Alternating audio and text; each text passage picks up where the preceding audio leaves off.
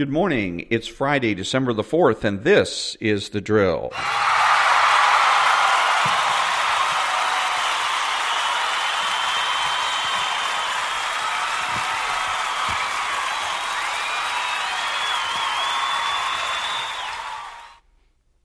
Thank you. The prayer of the day. Lord Jesus, help me to draw near to you with faith and trust in your saving power and mercy. Free me from doubt and unbelief that I may approach you confidently and pray boldly with expectant faith. Let your kingdom come and your will be done in me. Amen.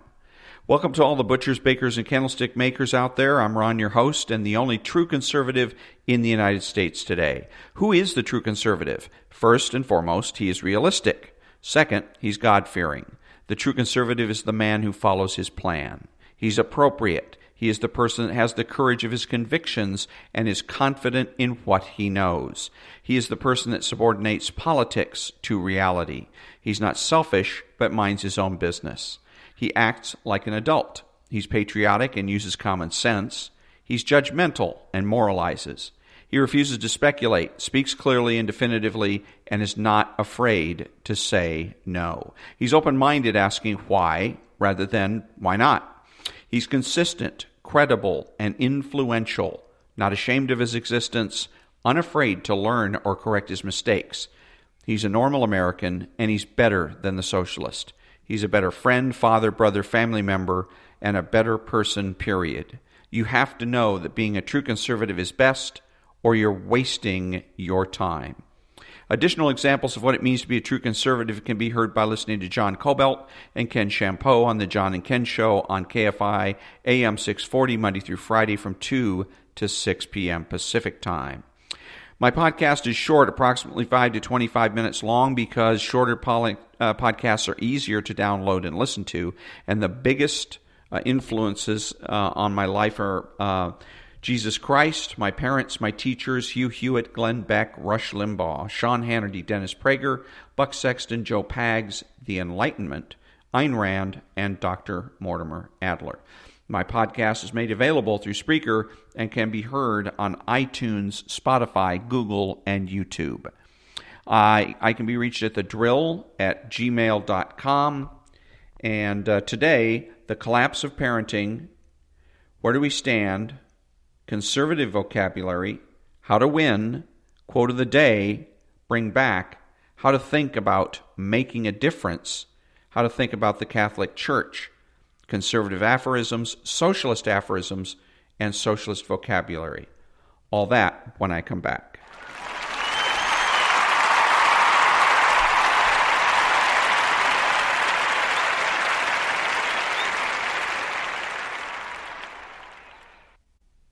Thank you. Welcome back. I'm going to be reading a segment from a book called The Collapse of Parenting. And this is the introduction, called Parents Adrift.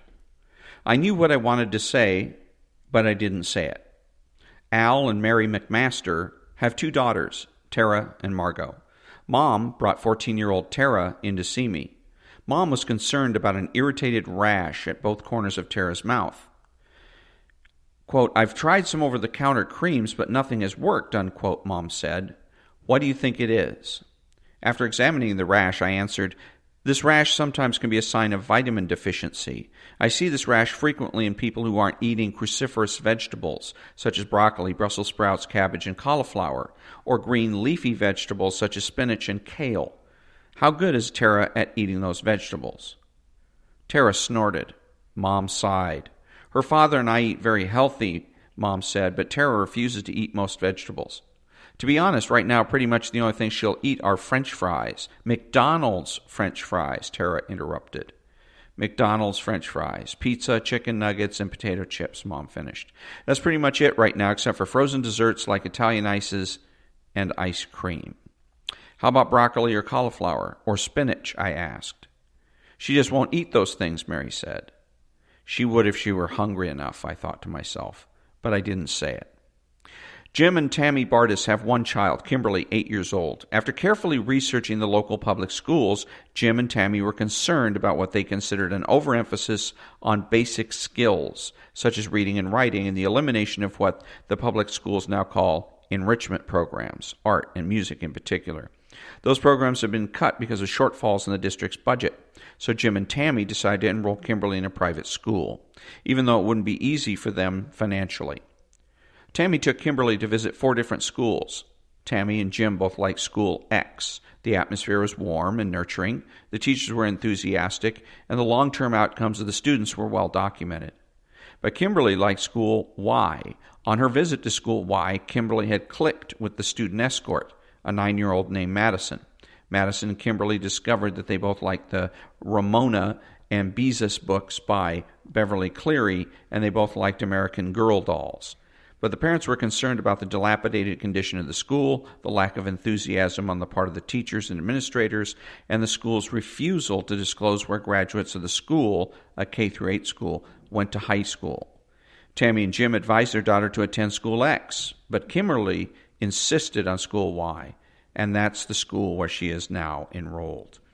When I asked Tammy why she and her husband allowed their 8-year-old daughter to have the final say, Tammy answered, "I think that good parenting means letting kids decide. That's how kids learn, right? If I make all the decisions for her, how will she ever learn to decide on her own? And if I force her to go to a school she wasn't her first choice, what can I say if she complains about the school later?" 40 years ago, most parents who sent their kids to private schools didn't ask their child which school the child preferred. 40 years ago, the parents made that decision, often overruling the child's preference. Even 30 years ago, when I graduated from medical school, it would have been unusual for parents to let an 8-year-old have the final say in their choice of school. Today, it is common. My friend Janet Phillips and her late husband Bill Phillips, their true names, raised 4 sons. When the boys were in high school, Janet and Bill became concerned about stories they were hearing about kids drinking. When they saw it for themselves, high school kids who were clearly drunk, but who were nevertheless getting behind the wheel of a car, what to do? Bill bought a breathalyzer. The next time there's a party at their house, Bill saw a boy who appeared to be drunk. Bill told the boy, "Come with me." He handed the boy the breathalyzer and told him to blow into the device. Sure enough, the boy was drunk. Janet called the boy's parents and asked them to take their intoxicated son home. To the surprise of both Bill and Janet, the boy's parents were offended by the phone call. The boy's mother did take her son home without a word of thanks to either Janet or Bill. Other parents did not receive Janet and Bill's breathalyzer strategy enthusiastically either. One parent, Ms. Stoltz, gave Janet a piece of her mind. "Kids these days are going to drink whether you like it or not," Ms. Stoltz said. "I think our job is to teach them to drink responsibly." "At 15 years of age?" Janet asked.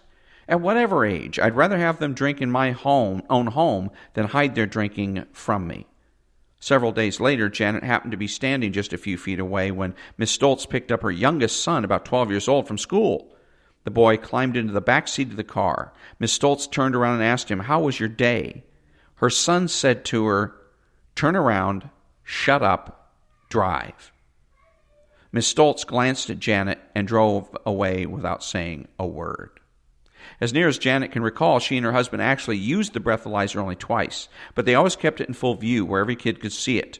Whenever any of their teenage sons had a party, their home became known as the home where those crazy parents will use a breathalyzer on you, and that had consequences. Some of the consequences were predictable, and some perhaps were not. The 4 sons were popular, so their house was a favorite hangout early in the evening. Then, at around 9:30, a certain contingent would leave to go to other parties where alcohol would be freely available. But other kids would stay, and sometimes still other kids would arrive. That's what was unexpected. Not all teenage kids like to get drunk. Some do not. But in contemporary American culture, it's hard for a teen to just say no without looking uncool. An excuse is helpful. A girl or boy could say, when offered a drink, "Hey, I'd love to, but I'm on my way to the Phillips house," and you know how their crazy dad is. He's the one with the breathalyzer. And that provides a respectable excuse not to drink. Here's what's weird. We parents are spending more and more time and money on parenting, but when you look at the results, things are getting worse, not better. American kids are now much more likely to be diagnosed with ADHD or bipolar disorder or other psychiatric disorders than they were 25 years ago. What's going on? Here's my diagnosis. Over the past 3 decades, there's been a massive transfer of authority from parents to kids. Along with that transfer of authority has come a change in the valuation of kids' opinions and preferences.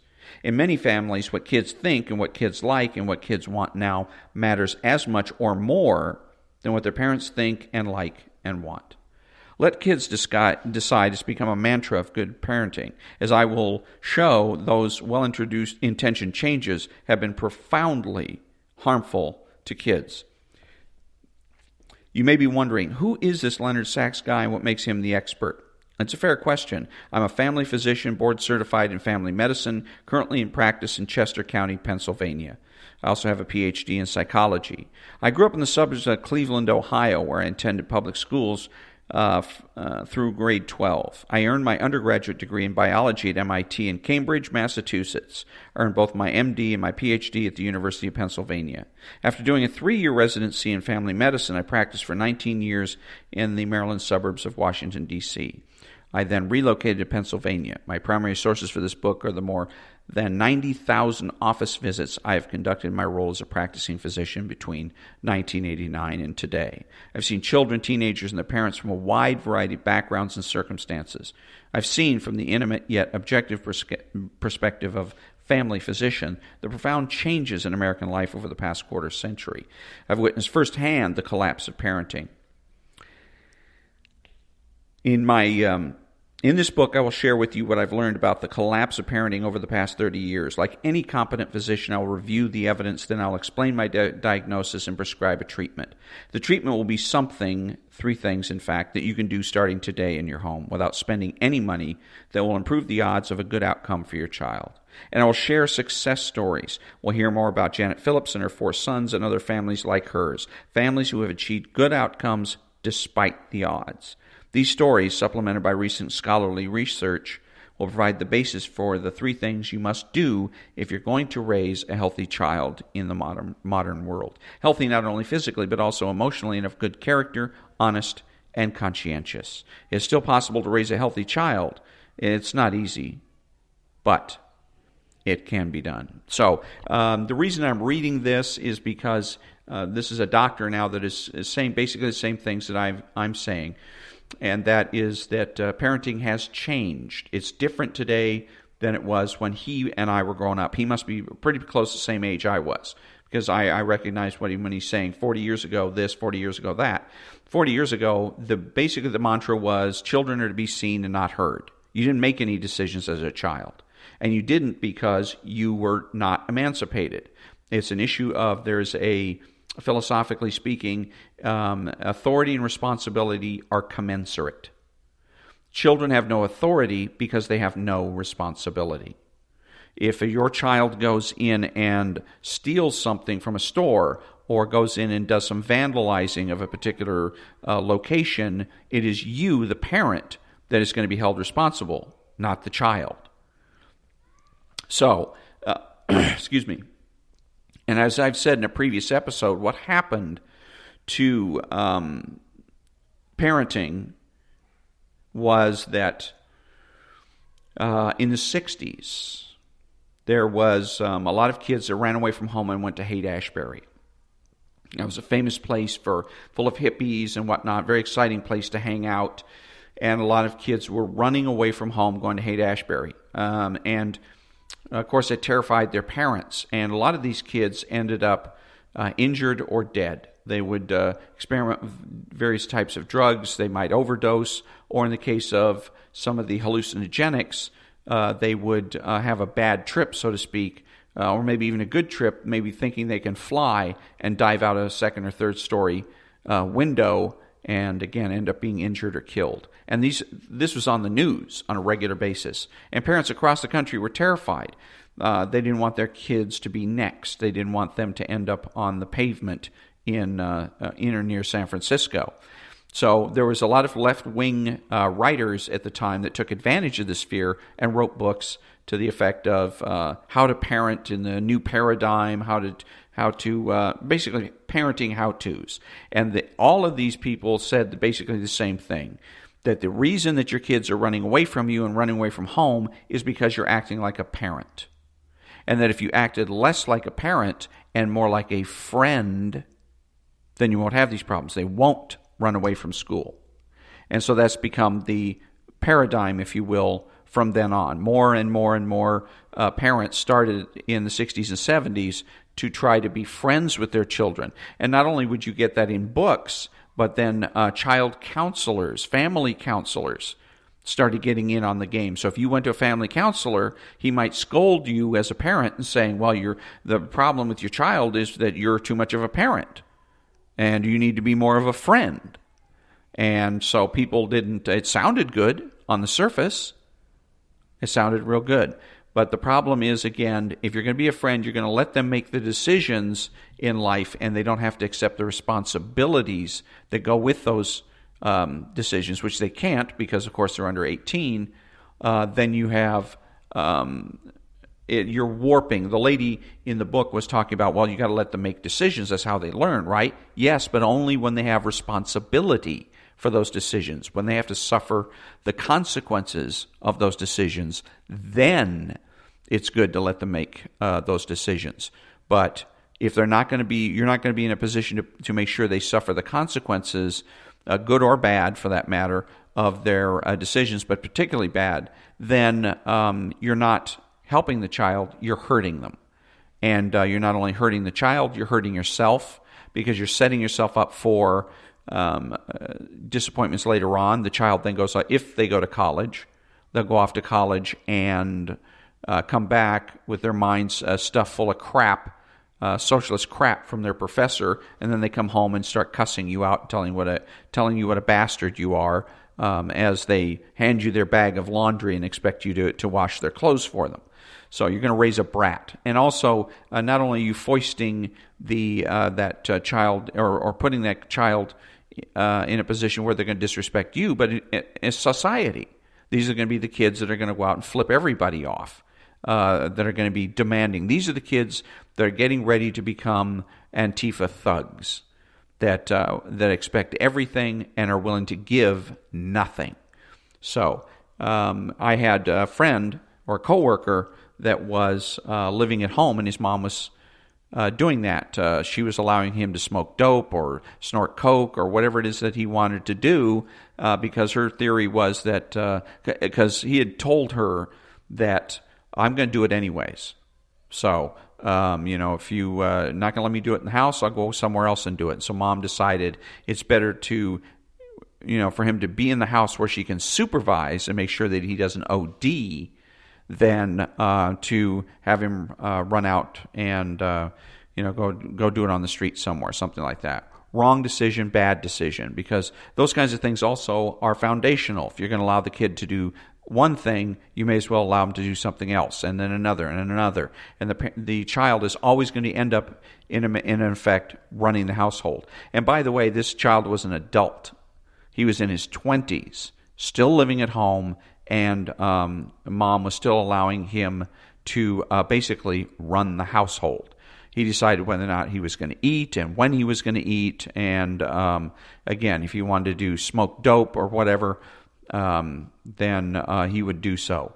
And his mom didn't apparently have any problems with it. So, but what it was really was self-destructive. And instead of the mother's trying to figure out why it is her child is being self-destructive, and get to the root of that, she was a single parent. So I'm sure the divorce had something to do with his desire to be somewhat self-destructive. But the point is, you let, and as a matter of fact, what ended up happening with him is that he started using, and then he started dealing, and then he was got caught up in a police sting where one of his customers had gotten busted.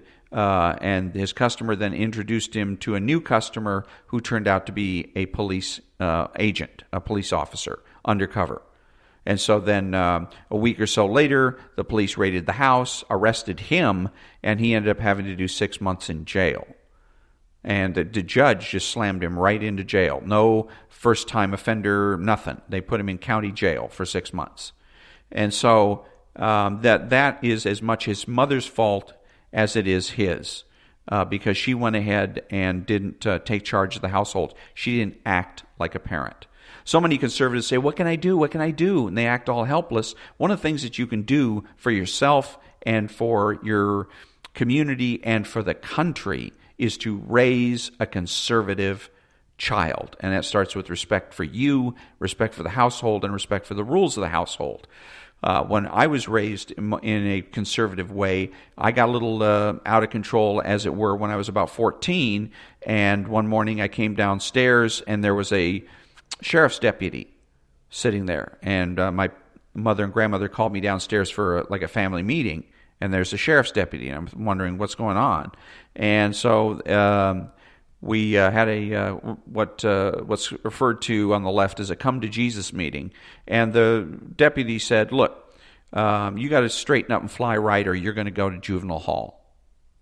And I was stunned. I thought, what did I do? He says, you're not doing what your parents telling you to do. You're being defiant and other things, and if you don't stop it, you are going to end up in juvenile hall. And so I got the message, and I straightened up and flew right, and I didn't end up in juvenile hall. But that's sometimes the kind of things that you have to do as a parent. You have to take the responsibility for this child. You can't let them run the household, and if that means that you've got to get a sheriff's deputy involved, so be it. So, but anyways, that was the collapse of parenting, and right now we're going to where do we stand? The Pennsylvania Appeals Court denied President Trump's appeal to decertify Pennsylvania's election results, and the case should now go to the Supreme Court. The Trump administration filed lawsuits in Michigan and Georgia. Republicans have a 6-3 majority on the Supreme Court. Republicans have gained, they have, I believe, 213 seats to the 222, I believe, that the Democrats have. And so they are in, the majority for the Democrats is razor thin. The Senate is currently 50-48 in favor of Republicans, with the two races in Georgia outstanding. Republicans have 27 governorships to the Democrats' 23. Republicans control 55 of 99 state legislative chambers. And I'm bringing all this up because there's a lot of people that are getting panicky. I hear it with Rush Limbaugh, with Sean Hannity, saying that if the races in Georgia don't go the Republican way, that all kinds of horrible, terrible, nasty things are going to happen. And I'm telling you, we're a long way from that.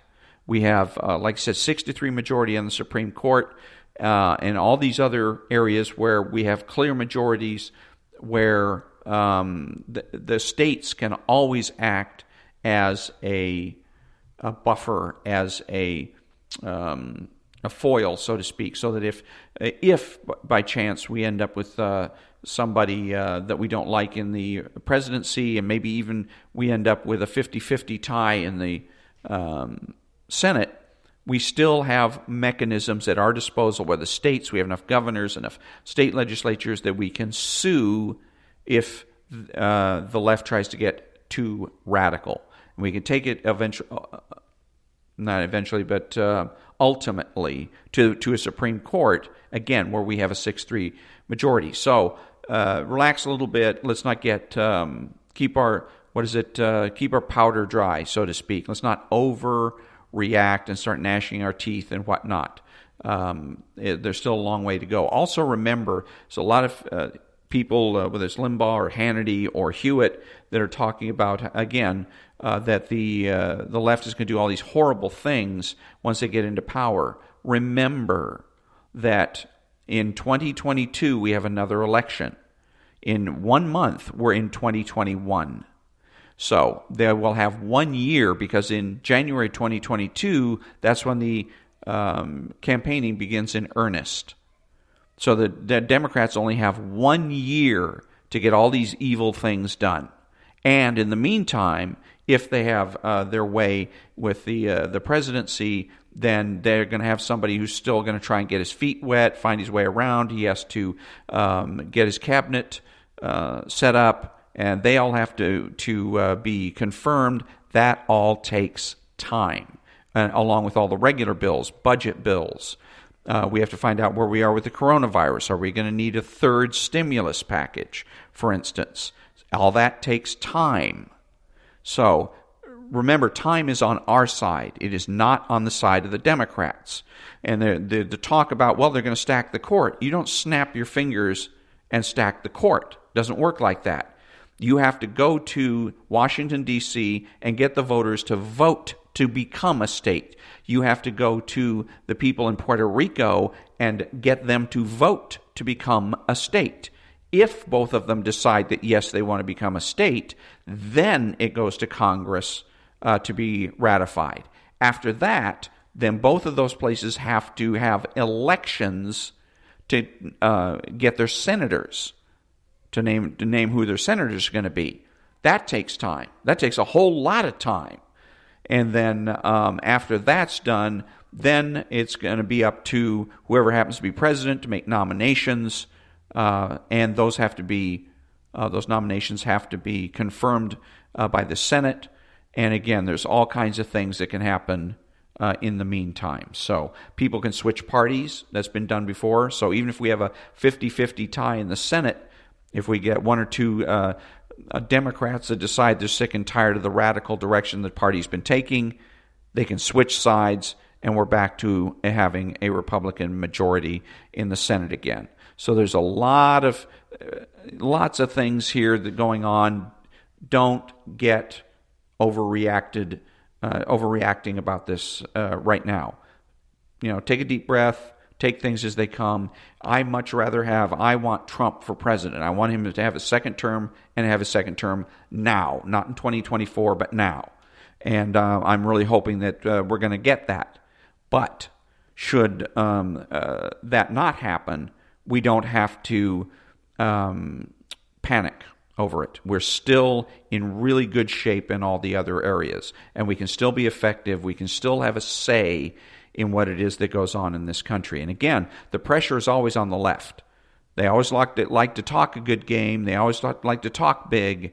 But at the end of the day, a lot of times they come up short. Because most of the time, as a matter of fact, they're bluffing.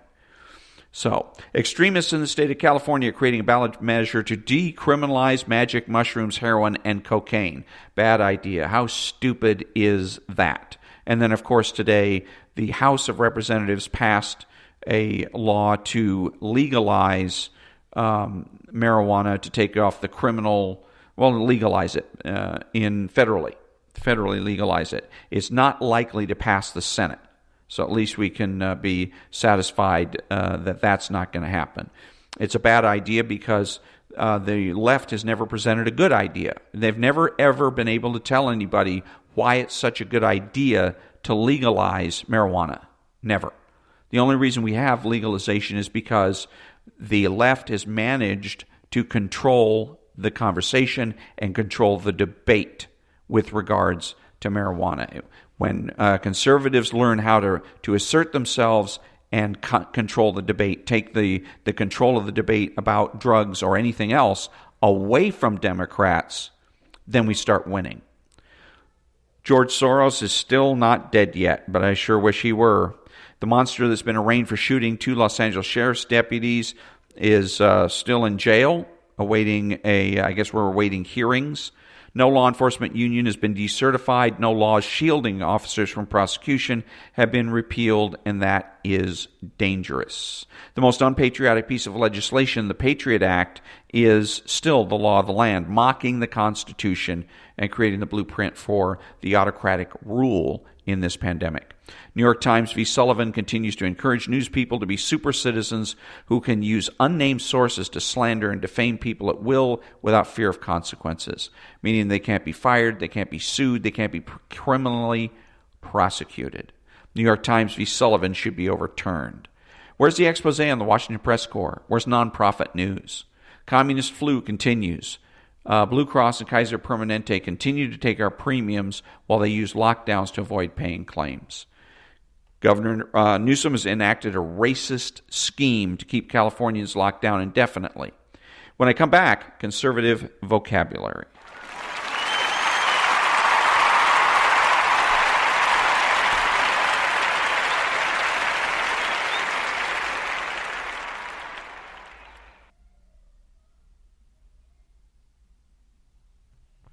Thank you. And there's more to being a conservative than how you vote. If you want to be a true conservative, you have to act, think, and talk like a true conservative. Hence, conservative vocabulary. Words like no, go back, acceptance, mind your own business, from now on.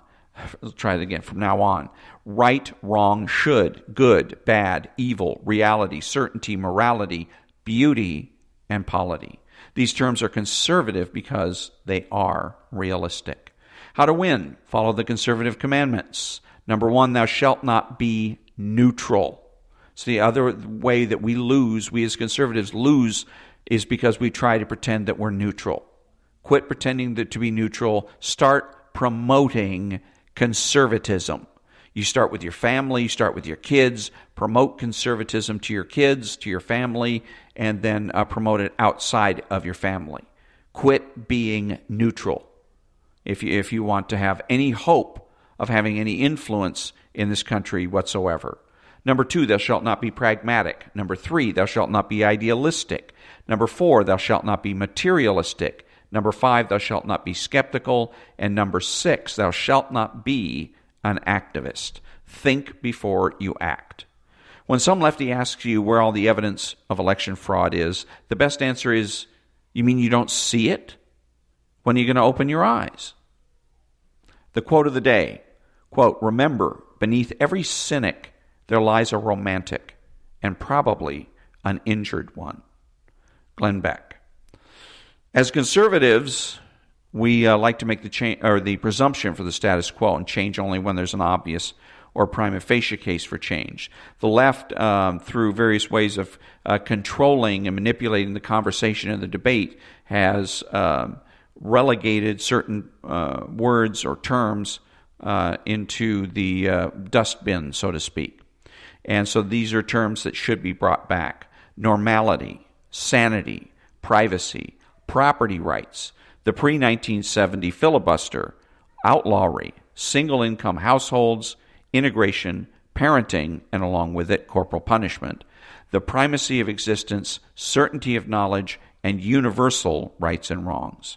Bring back principled behavior, masculinity and femininity, Adam 12, John F. Kennedy, the gold standard, pre-HMO medical care, nonprofit news, civil service, the term stupid question, arguments and fights, the cultural influence of the church and Boy Scouts, bring back the Lions Club and the Rotary Club, bring back bowling, linear thinking, and bring back smart.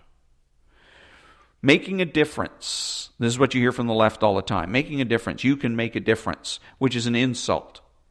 When somebody, usually I've heard it from rock stars, they will tell their audience, you can make a difference. And it's an insult because it assumes you're not making a difference now, that you're just some sort of a bump on a log that does nothing. You already make a difference. That's the first thing you need to know. You make a difference to your parents, you make a difference to your children, you make a difference to your friends, to your church, to your work. You make a difference already. So, when anybody tells you you can make a difference, one of the best responses to that is, you owe me an apology because you've just insulted me. But basically what the left means when they say making a difference is sticking your nose where it does not belong. The people that whisper in your ear are trying to get you to take risks that they themselves are unwilling to take. More than likely, you and I are not going to make a difference. Presidents and popes will make a difference. Rank and file voters, taxpayers, and laity will not make a difference, or at least not a dramatic difference. Let's put it that way. It's like professional sports. The vast majority of players are not going to make a dramatic difference. They'll have successful careers, mind you, but it will be the Michael Jordans that will end up making the dramatic difference. Listening to sports stars, rock stars, and movie stars that tell you can make a difference will only frustrate you and waste the most precious commodity you have, your time. I know because I've thrown away the best job I ever had and the best career that I ever had trying to, quote, make a difference, unquote. I not only lost my career, but I made no difference in the process. Can you say epic fail? Be of good cheer. The universe is benevolent and success is to be expected. Therefore, the left has no authority, no power, and they cannot win. think about it. When I come back, how to think about being Catholic.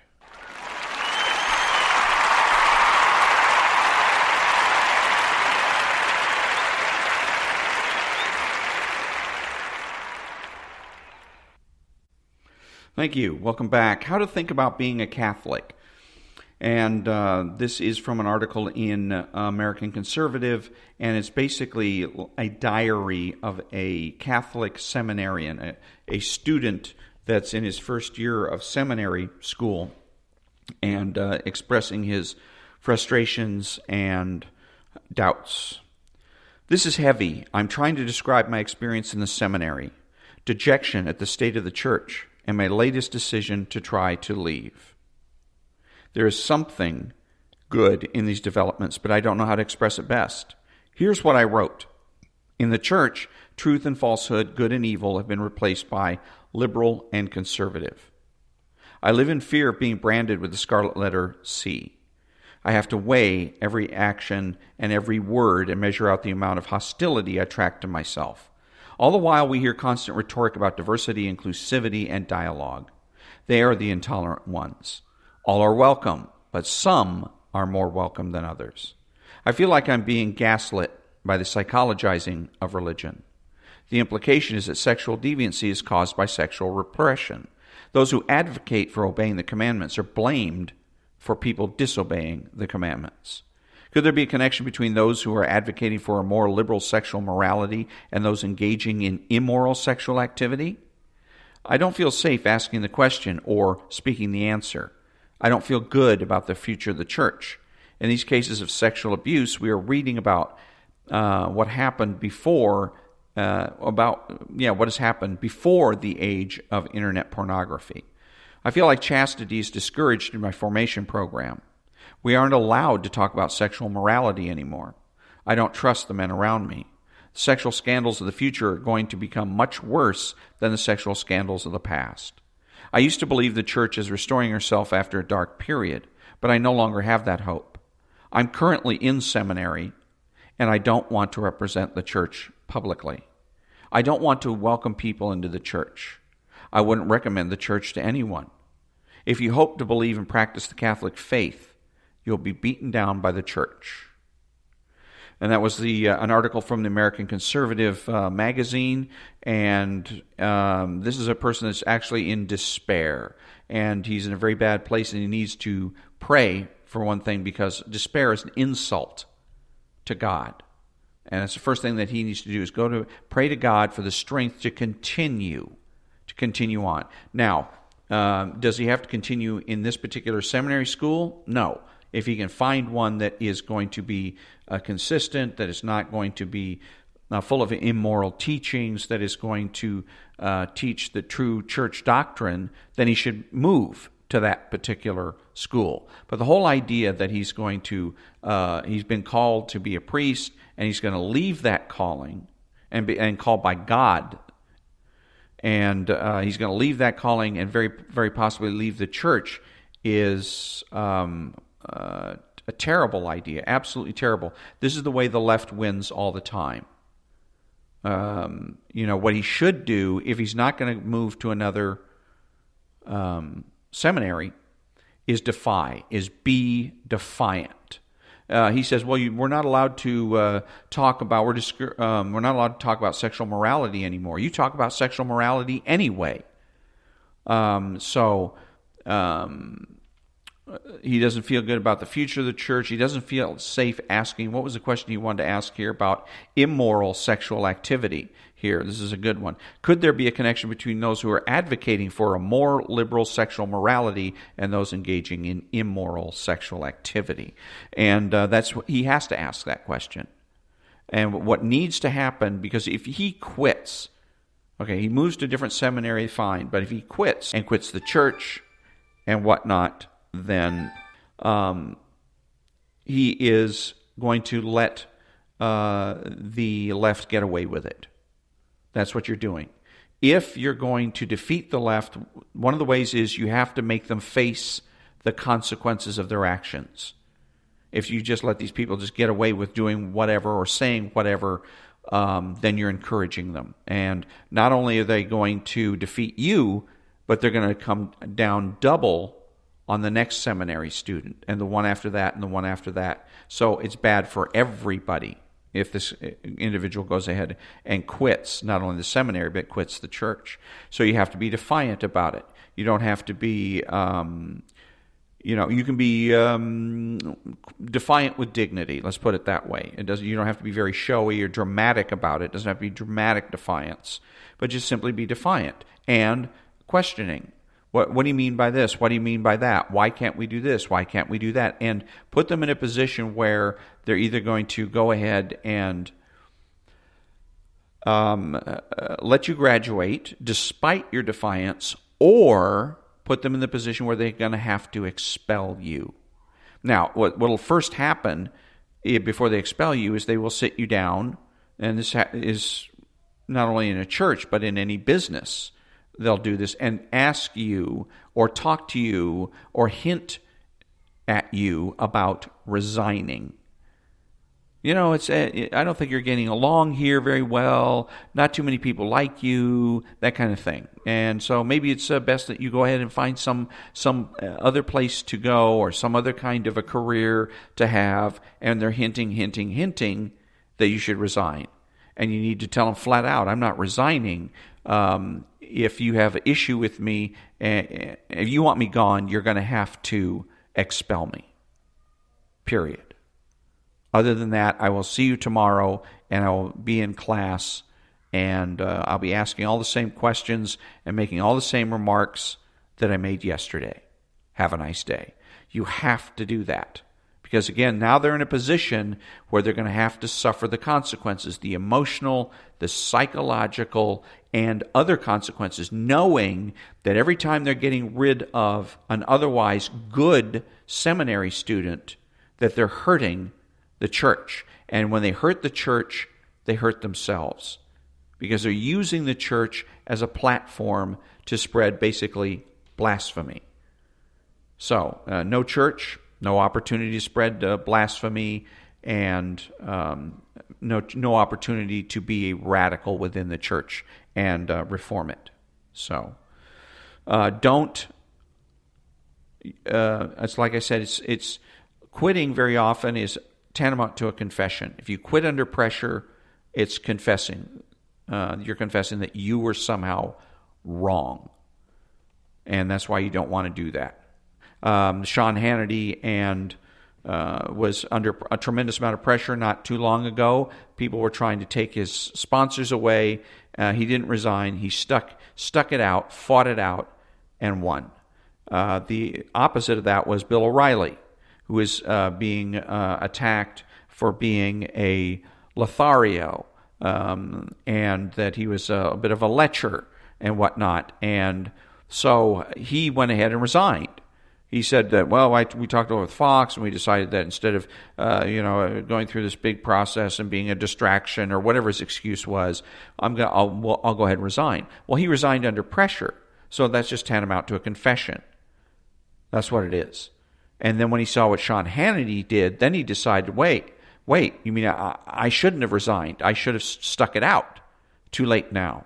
Once you've resigned, once you have confessed, you're done. You're finished. Okay? Nobody's going to believe when you recant, when you come back and say, I was under duress. Nobody's going to believe you. They're just going to think that you're just trying to get away with something. So put it this way, think long and hard before you quit. There are some times when you have to do it. If you're dealing with your kids, you're in his school, and the school is treating the kid crappy and trying to fill his mind with a bunch of communist junk, you might want to quit the school and go take your child somewhere else. Because, again, you don't want to put your child through that kind of stress. But if it's just you yourself, again, the best thing to do, fight it out. Even if you lose, as long as you fought it out, you can always claim that the game was rigged. So, socialist aphorisms: subvert the dominant paradigm, question authority, question everything, coexist. Up next, the ice tip line.